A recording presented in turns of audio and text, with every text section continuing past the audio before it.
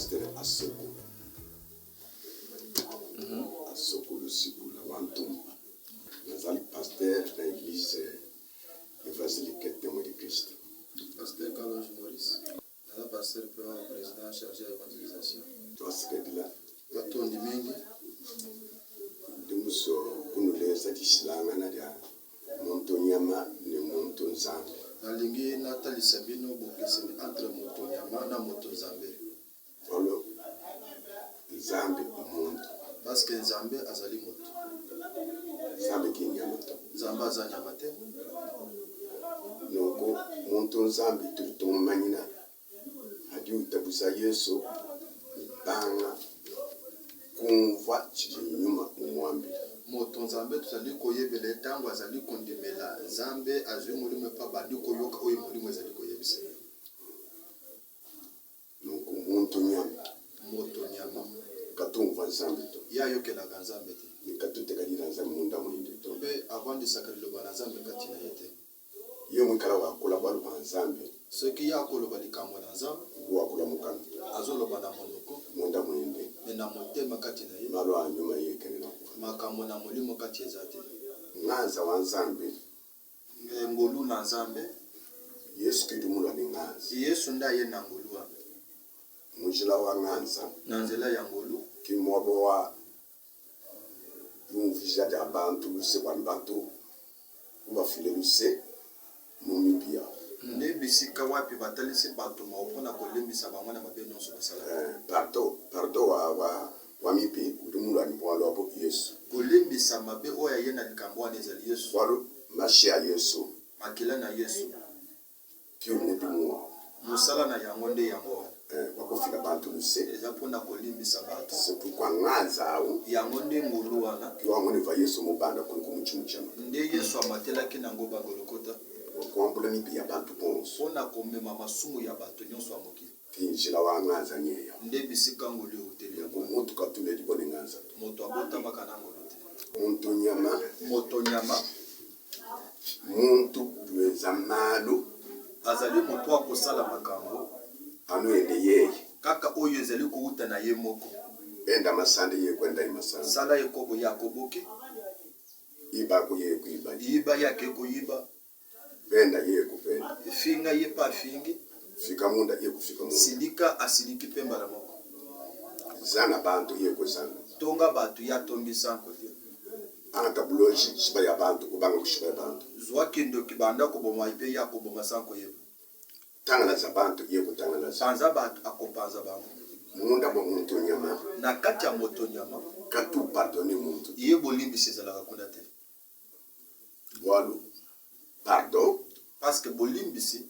Dufuma. Ezali kouta. Munyuma wa Nzambe. Na molimo na Nzambe. Umva Yesu mukala ni nyuma watatu ni munda mwende. Lokola Yesu laki na molimo ya tata na ye kati na ye. Nuko wafili bantu bosolusi. Alimbisa bato nyonso. Ne kavumo na bibi ya bantu. Abanda kotala masumu na bango te. Nuko muntu Nzambe katuma na bibi ya bantu. Moto Nzamba mona kamabe ya bato te. Udulongolo la bantu. Ya kobongisa bato. Mbwaka na bwenda abo. Na boyenge bele na ye. Wa bantu bafili boluse. Na boyite bato balimbisa. Bato angana ni mukala na Yesu. Bakutana na nkolo Yesu. Wa Yesu abafisa kuti. Na boyite Yesu ame mabango tie pa tata na ye. Mwabo tulipo kubalaka pasese ka Biblia ka kesi. Desiko na tokota na mwa passage biblique muke. 2 Corinthiens. Tozo tanga na 2 Corinthiens. Chapitre 5. 2 Corinthiens chapitre 5. Verset 17. Verset 17. À 19. Nous lisons 2 Corinthiens chapitre 5 du 17e jusqu'au 19e. Nous lisons ici au nom puissant du Seigneur Jésus-Christ. Amen. Si quelqu'un est en Christ, il est une nouvelle créature. Les choses anciennes sont passées. Voici, toutes choses sont devenues nouvelles. Et tout cela vient de Dieu, qui nous a réconciliés avec lui par Christ et qui nous a donné le mystère de la réconciliation. Car Dieu était en Christ, réconciliant le monde avec lui-même, en n'imputant point aux hommes leurs offenses. Et il a mis à nous la parole de la réconciliation. Amen. Parce munva mwaba. Yoki bisika wana mala. Hadi muntu witabisa Kristo. Tango moto akonimela Kristo. Hadi wabane hakadi muntu mu Yesu. Tango bazolo bolama tsoki moto akoti kati na Yesu Kristo. Uditi fiki bo chifiachi. Akomi ekela mu yasika. Mumoni kene mushindo va yauto. Elingi ko bana bole azalo lenga azalaka liboso tango atimele Yesu. Orke muntu nyama. Moto nyama. Udu sala nu mutantire onde. Ya kotika la kake intacta charge kati. Anu muvaya. Kaka nenga azalaka. Na sayo kadi pasteur. Ata koma pasteur. Muvawi ba muti abulo. Nenga banda ko iba na kipaka. Udu ibatone ko pasteur. Akoyibe tina ki pasteur. Na sema kala represent. Ata za representant les gars. Muvayi ukina bantu muti abulo. Nenga banda ko ina batanga zanda diablo. Udi anu bakina. Akoyina kaka bango. Yeye mwikala na asema kala ye representa ata zali representa eve kako kamba batu muvayi mwikala arankini anyi muntu udu kwatila bantu chishi mu diablo wangu na sa ye yo kadi representa mwikala indi kwatila no bantu chishi keno bafina biseto ata kwa combien representa ko bana ko zo kanda pona batu ko yekela ka batu mawote.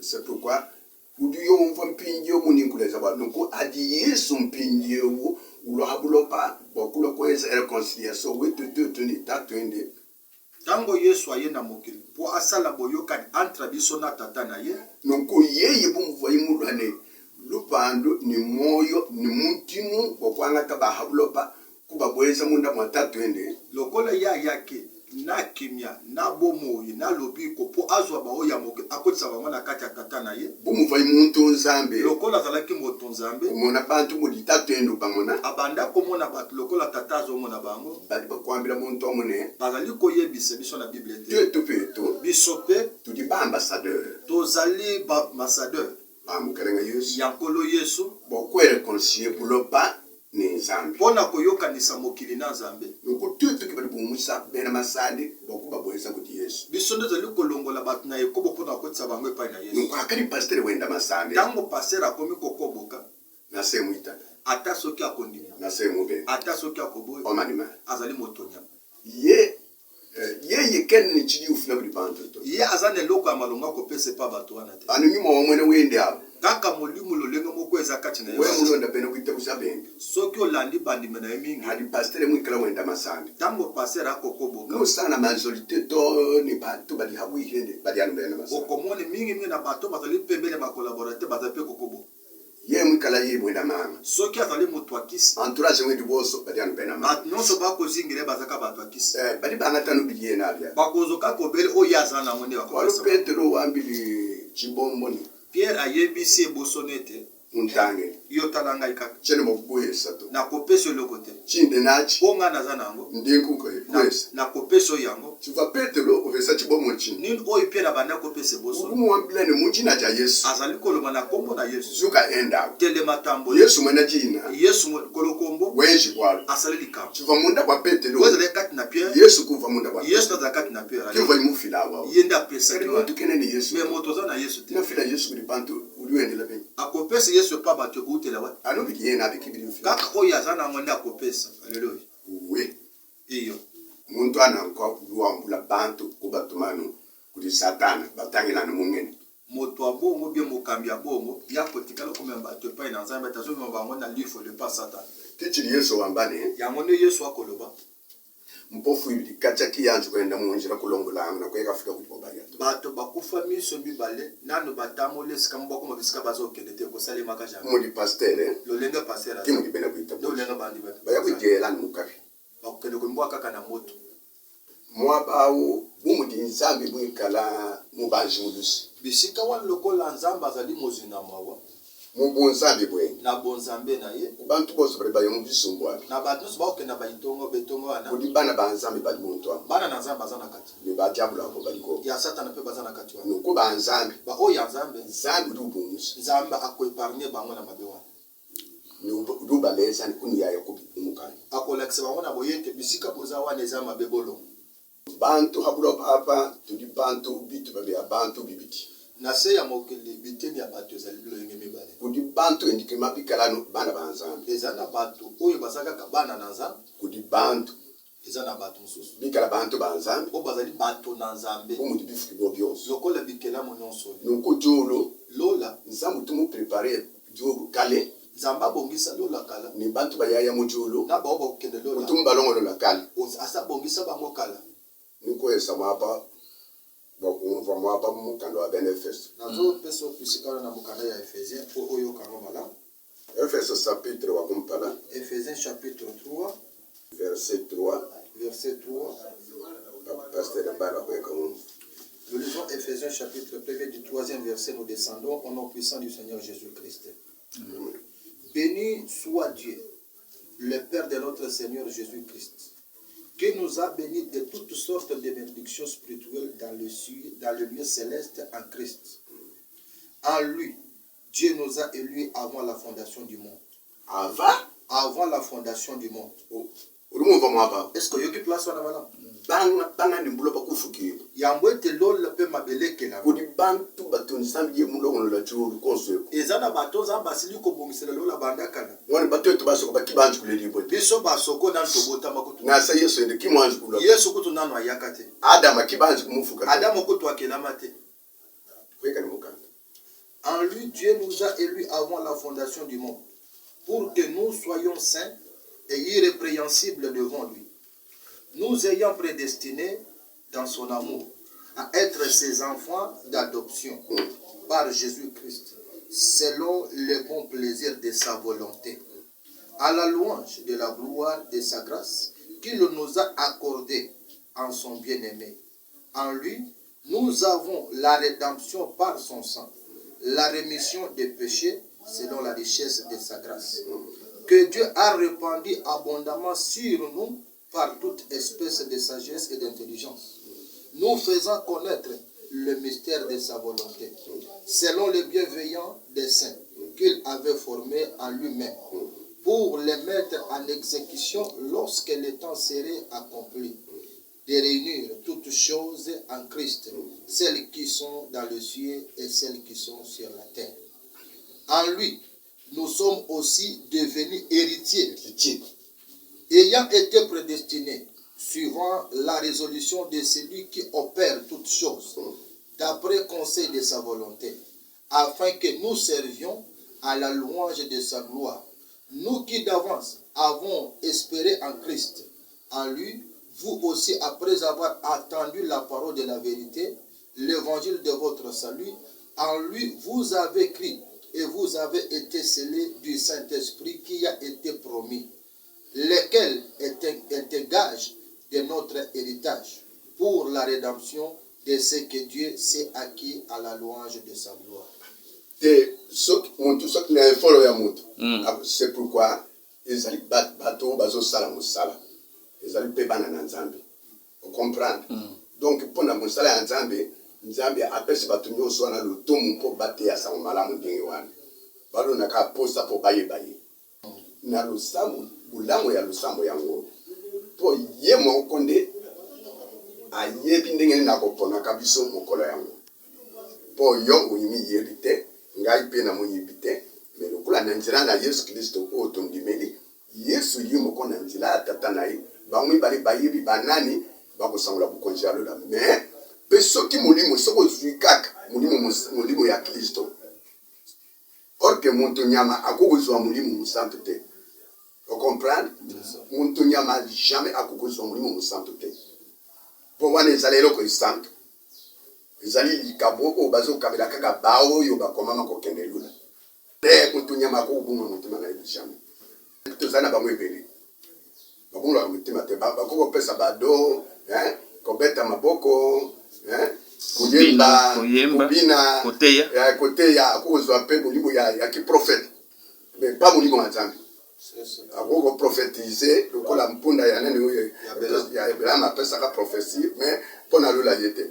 Donc lula izana bato oyo penda Nzamba tsapona bango kala ko sali la kolo tiko pe bake ko kende tangu penda bako pesa ondanga wana likabo ya mulimo mo santo ya Yesu wana soko yoki ka tango zo yoka pusa ya ko sanza mokili pour mona Nzambe tango bazo pesa mulimo mo santo soki vandi kati na yo yango lezo la kisayo ke ozo kenda lulu bie o kenda na lifilu po ebisika wana papa ta la biso na mukanda ya Romains chapitre 8, verset 15 à 17.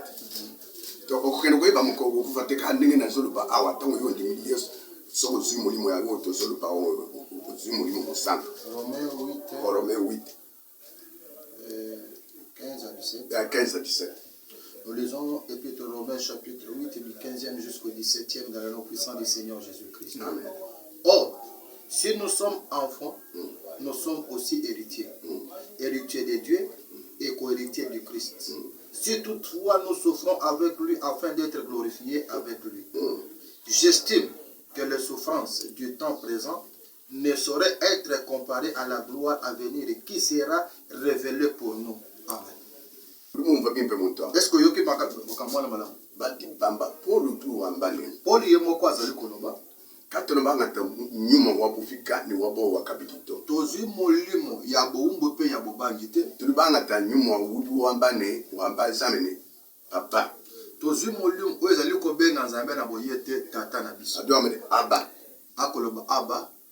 Mu français no amene père. Koloba na boyete tata. Muchilo babali bambane tata. Koloba mingi tata na biso. Donc hakati nyuma wa Kristo munda mwa mundu. Tango molimo na Kristo vandi kati na mundu. Kenu bikilanza mu bantu ba mubikila. Akobenga kanzambe nenga batu nyonso bazobengele. Mu bikilanza mene papa. Ya kobenga kanzambe tata na ye. Waluta twenda uli munda mwe. Wana nina zoli kolobela te. Mpinjo bali bakwambia ni nyuma wepe wewe wa mundu. Mena bazoloba ni molimo ya moto. Ni nyuma wanza. Na molimo naza. Kibidi bi confirmer. Yango nde ezali kopesa nanga kosukisa. Kibidi bi sadika. Yango nde ezali kotémoigner. Mwana wanza. Na boye toza mwana naza. Ajo li mwana wa Satan. Kubi ozali mwana Satan. Donc muntu kainde ajuenda. Moto tango akotambola. Mumanye ni meme ndi muntu nyama. Ayebi na bongana za moto nyama. Mumanye kabidi ni meme ndi bona. Ayebi na zali mwana na Nzambe. Walo nzambe muteka bintu bibi munda mwa muntu. Zamba te biloko mibale kati na moto. C'est pourquoi udu lwangana ni muntu yanzu ko hita koko moyo wa bomuntu. Yango na kobundaka na moto mikolo azwa bomo ya bomoto.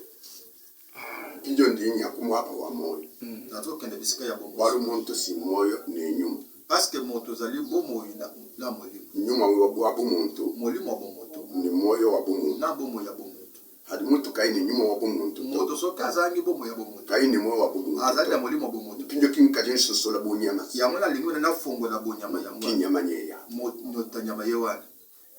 Ézéchiel chapitre 11. Ézéchiel chapitre 11. Verset 14. Ézéchiel chapitre 11, le verset 14. Nous lisons au nom puissant du Seigneur Jésus-Christ. Amen. Et la parole de l'Éternel me fit adresser en ces mots. Fils de l'homme, ce sont tes frères, c'est de ta parenté et de la maison d'Israël tout entière, à qui les habitants de Jérusalem disent, restez loin de l'Éternel. Le pays nous a été donné en propriété. C'est pourquoi tu diras ainsi par le Seigneur l'Éternel, si je les tiens éloignés parmi les nations, si je les ai dispersés en divers pays, je serai pour eux quelque temps un asile dans le pays où ils sont venus. C'est pourquoi tu diras ainsi par le Seigneur l'Éternel, je vous rassemblerai du milieu des peuples, je vous recueillerai du pays où vous êtes dispersés, et je vous donnerai la terre d'Israël. C'est là qu'ils iront, et ils annoteront toutes les idoles et toutes les abominations. Je leur donnerai un même cœur, et je mettrai en vous un esprit nouveau. J'ôterai de leur corps le cœur de pierre. Le cœur de pierre. Et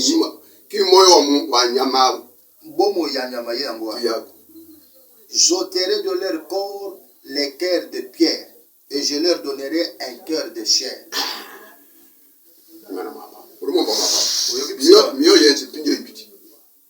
C'est-à-dire que vous avez salim balé place wa. Moyo wa dibwa. Zali motema ya libanga. Ki wa nyama. Wamne ya nyama. Ya bo nyama yango. Ni moyo wa bomu. Na motema ya bomu. Ki vanza mwambane. Ndeza malobaki. Doeza muntu. Toste la moto. Muti fami chanza. Akokani na zambe. Noko muntu. Moto. Zambe. Azanza. Zambe. Zambe. Muntu. Azali moto. Noko kumoyo wa bumuntu. Na bomo ya bomoto wana. Ki mwaba udinzambe uloku yimbaka. Ndebi seka nzamba ko ya kotonga. Nkwaso ayo kusomba mu. Kiti ayo ko vandela ko. Noko mutima wa kibwa. Motema ya libanga. Bali ba muyesa. Bali ba musonsula bimpe maboko mukanda yako. Chapitre 3. Nchini mbwela mbunyamasi. Chapitre 3 verset 13. 13 à 18. Jacques chapitre 3, 13 à 18, au nom puissant du Seigneur Jésus. Amen. Lequel d'entre vous est sage et intelligent, qu'il montre ses œuvres par une bonne conduite avec la douceur de la sagesse. Mais si vous avez dans votre cœur un zèle amer, un esprit de dispute, ne vous glorifiez pas et ne mentez pas contre la vérité. Cette sagesse n'est point celle qui vient d'en nous, mais elle est terrestre, charnelle et diabolique. Diabolique. Reprends encore. Cette sagesse n'est point celle qui vient d'en nous, mais elle est terrestre, charnelle et diabolique. Diable. Car là où il y a un zèle amer et un esprit de dispute, il y a du désordre et toutes sortes de mauvaises actions. La sagesse d'en nous est première. moyo wa dibwao Zuobo moya libanga wana. ki moyo wa nyama wa bunyama ngombo Ne motema bonyama yango wana. bali bakwambia ni moyo yawo Balibike motema wana. ki moyo utimufuma muchulu Wane utepa na nzambe na moyo wa habuloba eza motema moki. wa bademu Ya bademo. hadi muntu pendanga Ndamo moto akofinga. usana pastor uhenda pastor ni Passer akofinga passer. Kabe bifuma muchulu to Ezo utana lola. ye mwamba nza mungamba Soki alibeke zamba yebisinga. bya mafi Eza lokuta. menshi au kianzambi Wane zama kanisi na zamba ya kofinga passer lokola hadi yote. muntu mukala ni moyo yawo Soki mutu na bo moyo wana. pendanga Azo finga baninga. wiba Azo yiba. wenda masanga Azo koboka. upaka manga Azo sala bakisi. ushima bantu Azo kosa batu makamo. et puis obwela toni mu politique Akote pe na politique lisusu. politique mafi Politique eza lokuta. seke mwena mafi Aza mutu alukuta. bena mafika bali babwela to Bato lokuta bakokota na lola. aki moyo wa mujulu Waza bomo ya lola. moyo wa habulo Eza bomo ya sa moto. omanima Moto nyama nde wana. dimushikishila pinje Nazali kosukisile wana. digamba mikanda ibidimisha Nazali koloba ba verset bibali otika. wa nyakwa ngakulanu ba muntu nya Wana lebela moto nyama. tudi kumukanda wa 1 Corinthiens chapitre 2 Tuzana mokanda 1 Corinthiens chapitre 2. verset 13 à 15 1 Corinthiens chapitre 2, 13 à 15 au nom puissant du Seigneur Jésus. amen Et nous en parlons, non avec des discours qui enseignent la sagesse humaine, mais avec ceux qui enseignent l'esprit, employant un langage spirituel pour les choses spirituelles. Mais l'homme animal ne reçoit pas les choses d'esprit de Dieu, car elles sont une folie pour lui. Et il ne peut les connaître parce que c'est spirituellement qu'on en juge. L'homme spirituel, au contraire, juge de tout. Et il n'est lui-même jugé par personne. Car qui a connu la pensée du Seigneur pour l'instruire? Or, nous avons la pensée de Christ. Amen. muntu nyama kene mukwangata malo anzambi tu Moto nyama jamais akozo makambo na nzamba bali sakati na malo anzambi woso adi bazumulula spirituellement makambo na nzambe poso solo yango efo molimo na nevanda. donc bantu bali benza discours Bato bakosala ba discours ki bene mutoyi bali babana mubisanzi bazali komata na bitando ye bazali koloba mutoyi ezali makelele bali kosala bapendana bazali kofingana mutoyi eza makelele kwa bapenza ma discours bazali kosala kadi discours kida anzambi disala liloba na nzambe ya solo tuli jifuma muchimi wa moyo ezali kouta na mosolo ya bomo nyuma mwimpe molimo mosa kidu esa pasteur nde azali kopesa pasteur kadi mwana wanza oyo akomi mwana na nzambe ya yeye kwa ya ye koloba. et puis Paul tu wambani Paul ye moko azoloba muntu nyuma moto molimo kabele bakumulungulusa ye bakosambisa ye te walo nyuma di munda bwe po molimo eza kati na ye utishusu abashushi bo ye nde mosambisi ya basambisi nyonso. usana muntu wenda masani Okuti moto azokoboka wambani mubudi utini butake alobi ete zoto eza na botawu mwena mafi aza moto alokuta nzambu ti uteke eske nzambe alembaka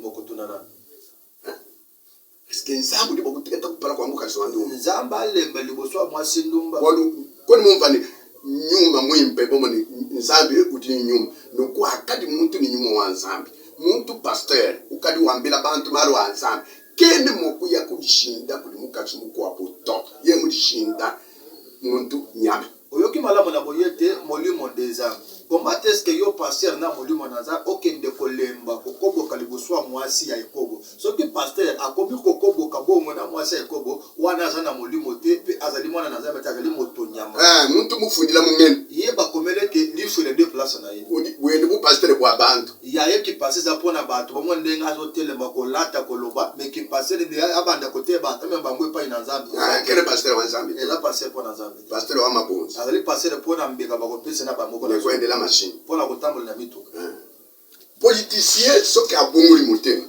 oyebi ke Paul Thomas Paul azalaki politicien c'est sûr yene moto akomi utanga yambi Yesu lokola azalaki mwana donc tata na alingaka tika ya bunga bungo te na kati ya bapoliticien nyonso tu bana nzambe mpe bazali mais ntango na bango soki ekoki omoni par exemple ndenge président na biso alubi ke na kamati bokonzi oyo napesi nani napesi nzambe esengeli sikoyo ata ndenge makambo ekoyi awa alingaki soki azalaka na motu penepene alingaki yebisa ete osopesi nzambe mboka oyo kobotola mboka tikali azire mboka makambo akofina alingaki atia motu kuna te po azali omoni ndenge azali wana azali motu moko nzambe ayebi bien ngwenda avandi wana avandi na bonzambe mais soki nzambe asungi apesi ye bato mosusu bakozala nzinga na ye bao bazali mpenza bakoti mpo na loyenge te mpo basunga ye na ministere oyo aza nango mboka na bino ekozala beni mpo na mboka ngai na lobi boye mboka oyo ozomona ya Kongo oyo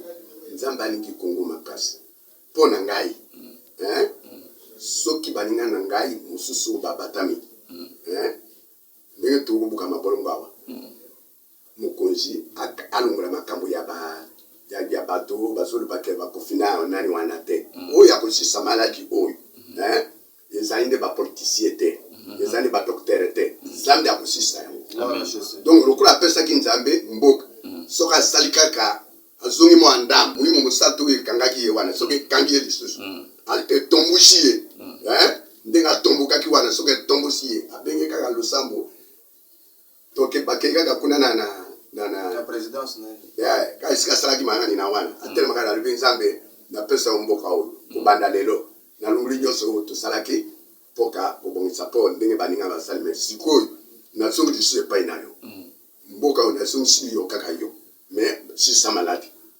tokobondela eza maladi moko ya pete totelemisi mongenge wana mpo oyebake epesami na bana na nzambe na pouvoir ya kotelemisa maladi oyo maladi oyo ezali moke tozali na makoki ya kotelemisa yango mpe etelemi ndenge tovandi awa totelemisa yango mpo ekoba penepene na bino te mpona nini na esika wana lokolo tumuli ngai esika wana nakopesa passage biblique oyo nzambe apesi biso église évangélique ministère na ye yango wana ya bokasi nyonso ya molili soki etelemi soki bambuta ata ndenge tovanda soki totelemi ndenge tozali awa tozali kobondela mpo ete etelema yango nozomona bokasi ya maladi wana ezali kwa ndenge euti kuna na bamidele te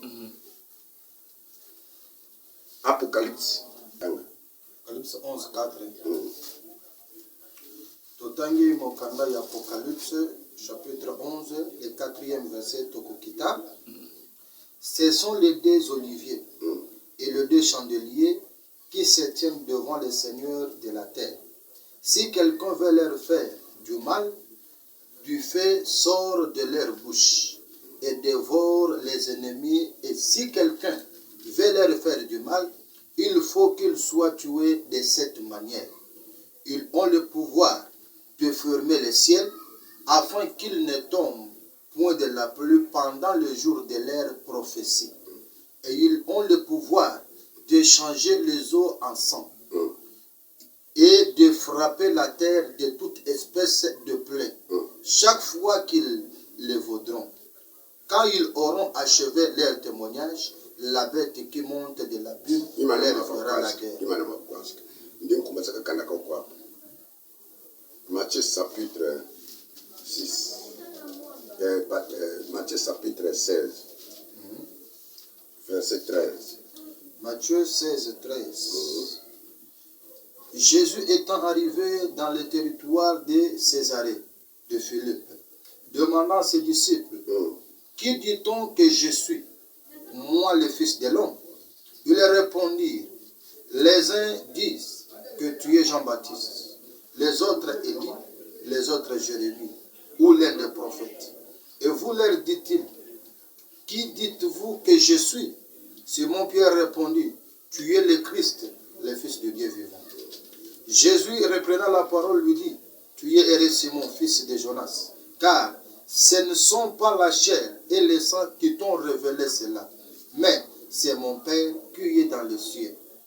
Et moi, je te dis que tu es Pierre, et que sur cette pierre, je bâtirai mon église, et que les portes du séjour des morts ne pourront... Bakissa, Josué chapitre 10, verset 12. Nous lisons Josué 10, 12 au nom puissant du Seigneur Jésus-Christ. Alors, Josué parla à l'Éternel le jour où l'Éternel lèvera les Amoriens aux enfants d'Israël, et il dit, en présence d'Israël, soleil, arrête-toi sur le Gabon, et toi lune sur la vallée d'Ajalon. Et le soleil s'arrêta, et la lune suspendit sa course, jusqu'à ce que la nation eût tiré vengeance de ses ennemis. Cela n'est-il pas écrit dans le livre du juste? Le soleil s'arrêta au milieu du ciel, et ne se hâte point de se coucher presque tout un jour. Il n'y en a point eu de jour comme celui-là, ni avant, ni après, où l'Éternel ait écouté la voix d'un homme. Car l'Éternel combattait pour Israël, et Josué et tout Israël avec lui retourna au camp à Gilgal. Zambe bumbu zambe bwende. Zambe na bo zambe na ye. Hadi mutuma Yesu habuloba. Tango atinda ki Yesu na bogi. Mutuma ne malu 11. Atinde na makambo nyonso. A bref. Na bokuse. Ba profeta babidi. Basakoli mibale. Badi Yona Jonas Zambe mumubulu ila mumukana bokabulu. Ba oyo nzamba fongoleli yana mukanda apocalypse. Zambe tu ambani bantu bali mwimanika. Nzamba lobi bato nanga ona telemis o. A bref ati nzambe mwimanika muntu muditungu. Tango nzamba ko telemisa moto na mboka. Muti mwimanika papa president. Nenga telemi président Fati. Muyesa to pouvoir. Apesiye bo conspe pifonyonso. Boye ekukulu na mai alwamashi. Na boyete abongola mai ko mamakila. Boye ekuimanika mvula. Atelemisa mbula. Ne kuimanika chichijuke. Atelemisa maladi ya corona oyo telemi oyo. Turubuka wana tutuke ba wetu petelo. Tokolo botozolo ya biso petelo. Me hadiye muditungu mwe. Tango yazana mboka. Umuti nzambe mumukwata. Lokola nzamba kangie nani. Bu petelo. Lokola petelo. Nzambe Yesu ruwambela petelo ni muayi kamanya. Iye nzamba zaliko yebise pere lokolo yebinga ososo nzamba. Umuti president muya kamanya nzambe. Lokola president yeko yebeke nzamba za. Kiye yekailo ndi mudimanyi na nzambe. Eza yenda biyebede nzambe. Nyuma mwipe kudimule mubulu ila bolo. Oli mo mozanda fongoli. Bolo ba president boso bali tamu ditunga dete. Ba cause nyoso balikana mboka. Kacha kibazi ko esa ditunga kuni nzambe to. Nalo batikala ko bonza mboka pa na nzambe. Ye desa mana kunyinga satano. Alongoli mboka na maboko ya satani. Nko udine makana. Azana makoki.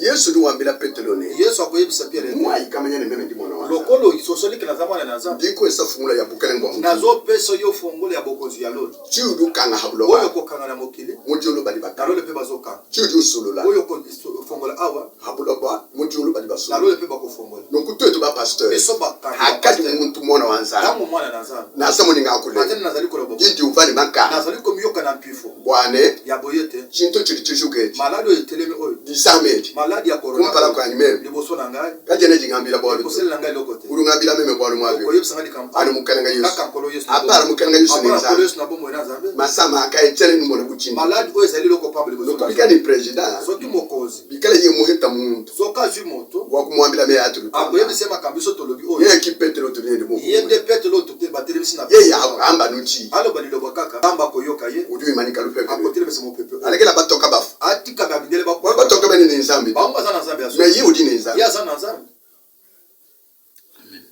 Josué. Yoshi. Wa beneza le kumuita. Oba Israel bandi maye. Josué uvo roi. Josué azalaki mokonzi. Mungu mwana wanzana. Lokola azalaki mwana na nzambe. Mwikala ni nyuma Azalaki wanzana. na mulimo na nzambe. Wima nikiti. Atelemisi mwese. Wame ni tiba iman. Akabe mwese telema. Tiba kumvila Josué. Mwese yokeli Yoshua. Wamba ngono ni iman. Alobi sanza we sanza telema. Ngondo kumvila Josué. Sanza pa yokeli atelema. Donc tu es Biso. ni nyuma wanzana. nzambe na molimo na nzambe ne yesu na yesu kati na biso meme ndikwambila ne nazoyebisa yo boye abubwalo wana likambo kibudi nzambe yango nde nzambe mwesa betu batatu apesi batata na biso omwesa tatu mutombo apesi papa mutombo ne oyo chite na papa atwambila tite twambila ne papa nkongolo na papa mesba na biso kongo pouvoir awo bokonzi wana donc pouvoir bakulube abo batupesa bambuto mutu wana bapesi pe biso yesu ende mutupesa yesu pa besi biso yango nkutuli ne tozana capacité makoki nyonso wana bokuyimanika kotelemisa korona oyo nonkutuli tutumina mukulube di totindeli mokonzi ye makumva message soki akokoyoka message nyuma mwipena mutombo molimo mosantu ye mwamba noti soki alobi liloba bintu bika bya kwikala kokoto maladi oyo kotikala kozala imeme ningabane mpo na ngai nalobi ye mwita bo conseiller soki alui conseil ya malamu umudi ye mwesa nzambe litu lokola apesi nzambe mboka umusa bintu ebi alongola alekela bantu bajabi atika bato balia bantu basambela baja bato mubisalo bakewenze bantu batendele bato basambela bwalo nzambe o awo nzambe wana kyuli mwesa litu nga apesi mboka mukwekela bakunyinga nzambe litu akoboto lisusu nzambe mboka te ezali mulimo wa mutu nzambe ezali mulimo mosoto nde kumbaki ebongo azali neloko wana kati na ye Nini. weyebi nazobakisa mokanda mosusu mpona silisi mumukanda wa sumwenu chapitre wadi komine ne mwanda bukoloki mukanda oyo niyezikisa na proverbe 18 balobi boye verset 20 à 21 ki oniyezikisa 20 à 21 bala c'est du fruit de sa bouche que l'homme a rassasié son corps. C'est du produit de ses lèvres qu'il se rassasie. La mort et la vie sont au pouvoir de la langue. ok kwashi Quiconque l'aime en mangera le fruit. ye yoka mwakula kumpala Asa lebi déjà liboso. mwakula ninga esi nzambe ditu Alobi na boye tapesi nzambe mboka. nokupiti obaye kuja mamuma Po ali bambuma ya mboka wana. bikane masama alwasi Esengeli maladi eya ya taki. bwakula kabiti Po ete aloba lisusu. bwakongo bambane Po Kongo baloba botuli president toza na mokonzi mwikala mwene mudi mwanza azali mosali na nzambe. ye mwakula Soki alobi aludi jifai mwakula aka loba loba kwa bumudi bamwesa bena chanda bosi kubyanza lokola bapesi bato nyonso na maboko na ye bato bamwesa bena nzambe bosi muchanza bakristo nyonso na maboko na ye ye yudi wetu petelo ye nde pierre na biso udi ne trobo kwako aza na mokuya ya koloba disamba dose dishiminaka maladi nyonso tuli tumutanya kumiko ekosunga ye na nsima tuli tukatelo tuyakuto biso elokona te tuli kubinu toza na mabolongo tuli tuimanika kantanya kotelemisa eloko oyo aki masama oyo eza to maladi te tusama sama to alukutukutu eza vraiment mpepe ya pamba kai dino ambela ne ngamba na samwana wale temo yumva ata mwana ya témoin de Christ kel mo kusakala bwa yedi disama akolenga mpona maladi oyo samu vangu tuleza nzambe alakisaki biso ne muti udimanyika nandenga kotelemisa yango dino wetu tatu mutongo achibangela tata na biso moto mbati bangi kabamba yi wa mulete mwe elombe ya le témoin mutu sibabu mutu kuma mutu abeta bito mutu tetu bwa masama ko tutumona bubwalo maladi tokomona kala kusele kama na sachite atwambira attaque c'est toi bien na sa ko le mejmal le mejmal udi musalo tuli basala oto nende tikali na ye oyo tetu boso biso nyonso mutu ni ba pasteur Pierre na pa pasteur Pierre ne ba na évêque na biso badi le évêque badi ne ba pasteur boso mwabutu bosomba kato basomba to tudi mupino tolomba tolomba tozo fuka matoko sambel ne pasteur nzabala yende adie mukumbushima yako na pasteur na biso dite kana na mujuma bakwata bone bimanyika uri mumvane kene mu samalika de fika kumbushima yoka na boyete na kasai kuna na mujuma maladi wana komite noko fatibu mudie mwikala jif faci lokola azali juif akula kubu jif aloba na bujuif biso tozali awa église na biso ezali na nsima ya maison communale ya bandalungwa soko okoti kaka na enceinte ya maison communale obaluki na nsima église na biso ezali wana chaque jour tozali korecevoir papa azali korecevoir chaque jour oza na likambo mpona prophétie mpona malade yaka nzambe na biso azali kosala mikolo nyonso du jour au jour.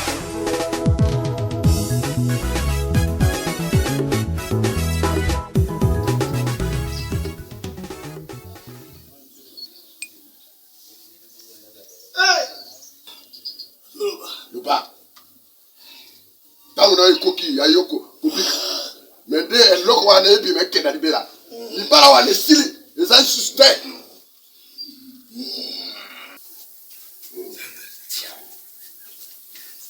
yoso misali ka moto so misali ka libela vous allez mon na yete yesa sa so na makila na ye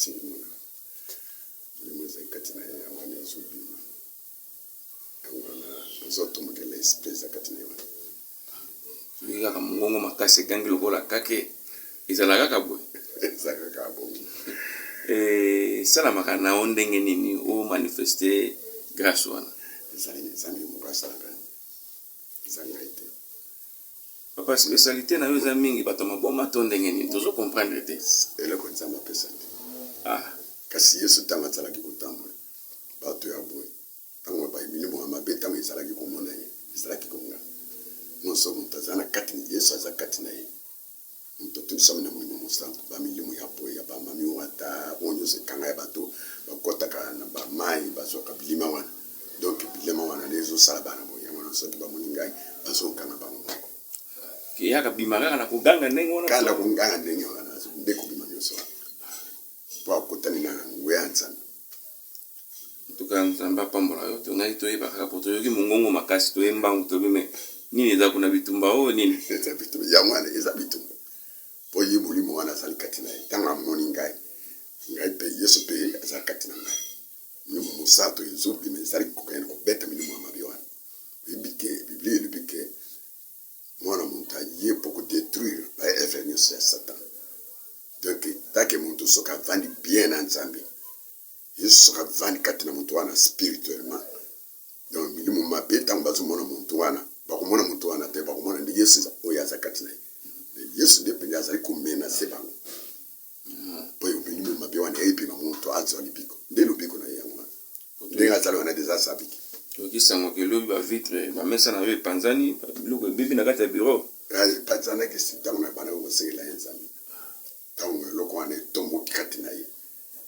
eyeli mpo ekanga ngai mais sikoyo ngai mpe na molimo wana ntango nde azangela okokosanda bami ye beti loboko na mesa ale pandi mesa wana yango nomoni ndenge azolobaki ozali témoin nzambe azali awa nzambe azali papa église ezali wapi église ezali awa na nsima commune na bandana nzambe communale ya bandana na nsima so ye motu soki aye akokota makambo oyo merci papa nzambe apambola